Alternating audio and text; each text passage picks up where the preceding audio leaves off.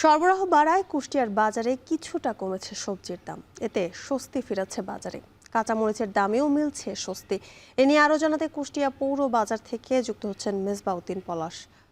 পলাশ, বাজারের সবজি সরবরাহ কেমন দেখছেন? ক্রেতা বিক্রেতারাই বা কি বলছেন?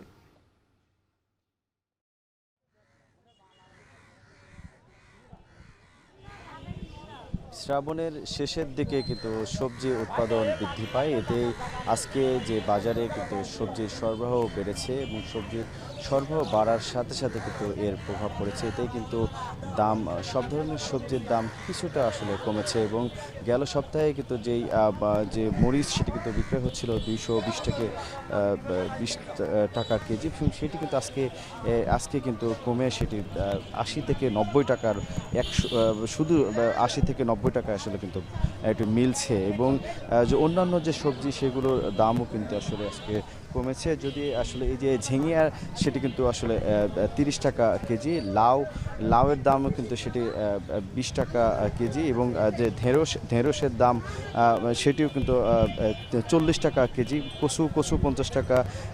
এছাড়া যে পেঁপে আসলে দাম সেটিও কিন্তু আসলে কমেছে, সেটিও কিন্তু আজকে 20 টাকা বিক্রয় হচ্ছে এবং অন্য পেঁয়াজের দামেও যদি বলি সেটিও আসলে আজকে 50 টাকা কেজি বিক্রয় হচ্ছে এবং রসুনের দামে কিন্তু দাম সেটিও কিন্তু আসলে কমেছে, সেখানে কিন্তু 80 থেকে 90 টাকায় কিন্তু পাওয়া যাচ্ছে। এছাড়া যে শাকসবজির দামেও কিন্তু আসলে কমেছে এবং শাকসবজির কেজি কিন্তু আসলে 5 আটি, বিশেষ করে এখানে আটিতে আসলে বিক্রয় হয়, সেটি কিন্তু আসলে বিক্রয় হচ্ছে 20 থেকে 15 টাকা কেজিতে এবং যে পুঁই শাক সেটিও কিন্তু আসলে সেটির দামও কিন্তু কমেছে, 15 থেকে 20 টাকার মধ্যেই কিন্তু পাওয়া যাচ্ছে, যেটি আসলে গেল সপ্তাহে কিন্তু আমরা দেখেছি 30 টাকায় বিক্রয় হচ্ছিল এবং অন্যান্য যে সব ধরনের সবজি করল্লাও সেটি কিন্তু আসলে দাম কমেছে, সেটি কিন্তু আজকে 40 থেকে 50 টাকার মধ্যে মিলছে এবং এতে কিন্তু আজকে দেখছি কিছুটা কমার কারণে কিন্তু আসলে যে ক্রেতারা কিন্তু বেশ ভিড় করেছেন। সকাল থেকে দেখছি যে ক্রেতাদের একটু ভিড় আসলে সেটি লক্ষ্য করা গেছে এবং এতেই কিন্তু তারা বলছেন যে এই দাম কমার কারণে কিন্তু তারা বেশ স্বস্তি প্রকাশ করেছেন। অন্যদিকে কিন্তু আমি কথা বলেছি যারা সকালে, যেহেতু এই বাজারে কিন্তু সকালে কিন্তু